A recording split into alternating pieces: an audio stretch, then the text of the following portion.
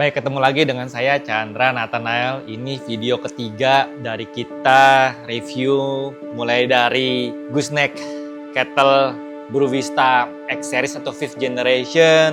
Lalu juga video sebelumnya saya sudah unboxing mengenai drip atau Smart Brew karena ini sudah dipatenkan model seperti ini, yang mana ulirnya seperti ini teman-teman bisa perhatikan, bahannya porselen atau keramik. Knobnya kita bisa menggunakan dua metode dengan drip yang ini, yang mana yaitu bisa dengan soaking method atau immerse atau teknik perendaman terlebih dahulu, atau juga kita bisa menggunakan teknik pour over atau filter. Ya teman-teman, kita nyalakan dulu. Di sini semua sudah saya siapkan coffee beans untuk khusus manual brewnya saya. Ini 15 gram gramasinya. Terus juga kita nyalakan untuk Gooseneck Kettle. Seperti yang video sebelumnya saya sudah bahas, di sini sudah ada tombol on off dan untuk heatingnya saja. Tombol on off-nya, nah kita setting di 93 derajat Celcius terlebih dahulu.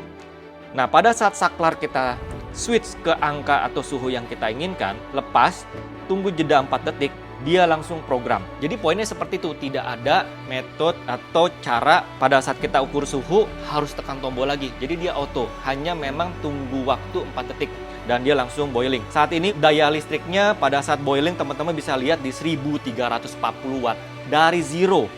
Dari zero di sini ada wattmeter dan teman-teman bisa dapat reference. Kita sambil tunggu, kita bisa siap-siap grinding ya. Ini kita taruh dulu terlebih dahulu nih, biji kopinya masukin ke sini. Nah, saat ini teman-teman suhu di 58 derajat Celcius, tetap dayanya masih bertahan di 1340 watt. Begitu mencapai di 90 derajat Celcius, drop wattnya menjadi 0,8. Lalu sempat naik tadi di 180 watt aja. Gooseneck Kettle Brewista yang 5th Generation ini memang secara kapasitas lebih banyak 200 mili dari 3rd Generation. Ada beberapa poin di mana saya merasa terganggu. Batasan 800 mili ini memang dia wanti-wanti di manual booknya bahwa jangan lebih dari 800 mili. Tapi pada saat pemakaian, pada saat kita mau isi fill in, jadi kita anggap ya, kita mau isi air nih. Posisinya biasanya kita sebagai pengguna itu gagangnya menghadap ke kita. Tidak demikian, tidak terbalik demikian teman-teman. Nggak seperti itu ya. Ini kan sepertinya mustahil ya. Masa kita mau menggunakan gagangnya di belakang. Sedangkan batas air ini yang dikatakan warning jangan sampai lewat, itu adanya di belakang sana.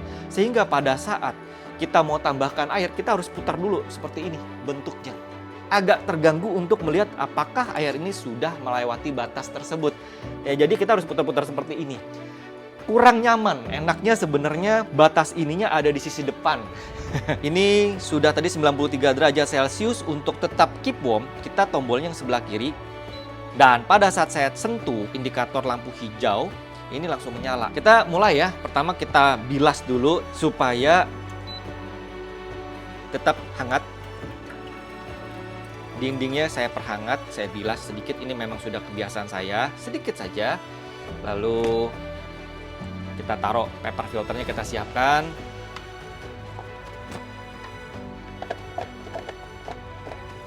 Nah, cara kebiasaan saya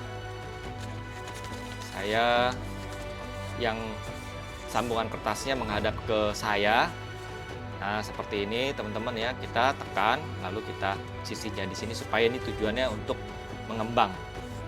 Nah, supaya hasilnya mudah terbuka seperti itu. Lalu kita letakkan. Nah, ini biar kita mengembang saja ya. Jadi agak tekan ke dalam seperti itu. Lalu tuang tengahnya. Bilas paper filternya, kita basahi. Nah, ini tuang pelan-pelan aja. Tujuannya apa? Untuk membilas supaya aroma kertasnya juga hilang. Jadi ada dua step. Menghangatkan dinding drip. Kedua, aroma papernya atau kertasnya itu hilang. Kita pindahkan sekarang untuk server yang sebetulnya. Saya pakai timbangan kecil ya. Kita nyalakan terlebih dahulu. Saya berubah ke mode yang 2 display. Semoga terlihat ya. Ini nanti kita nolkan. Ini sudah saya letakkan coffee beans-nya ya di dalam sini. Kita tinggal lanjut saja. Ini gramasinya biasanya saya menggunakan medium to pot. Nah, gramasi 15 gram sekali lagi. kebiasaan saya lakukan untuk penghancurannya step terakhir karena supaya tidak terlalu lama kena angin. Nah, kalau teman-teman mau lihat hasilnya seperti ini, tingkat kekasarannya. Dripnya, lalu saya biasanya taruhnya agak belakang ya, menghadap ke belakang supaya nanti pada saat saya driving tidak terbentur sama pegangannya. Sebelum kita lanjut, saya tuang, ada yang menarik indikator dari display ini. Pada saat gooseneck kettle kita angkat teman-teman semua, nah ini langsung lepas, mati ya, tidak terdetek. Nah, pada saat kita letakkan, ada bunyi bip juga, lepas atau taruh, dan suhunya terdetek bahwa ini 93 derajat Celcius. Jadi indikator airnya di mana terdetek. Menarik. Kita tuang ya. 15 gram gramasi, saya menggunakan interval 3 kali dengan rasio 1:15. Di sini bukan saatnya saya ngulas bagaimana menggunakan V60, tapi di sini saya poinnya untuk bagaimana merasakan smart brew dengan menggunakan gooseneck kettle 5th generation merek Brewista. Langsung ya. Siap. Kita start. Jadi interval pertama saya pakai 45 detik di 45 mili. Mulai.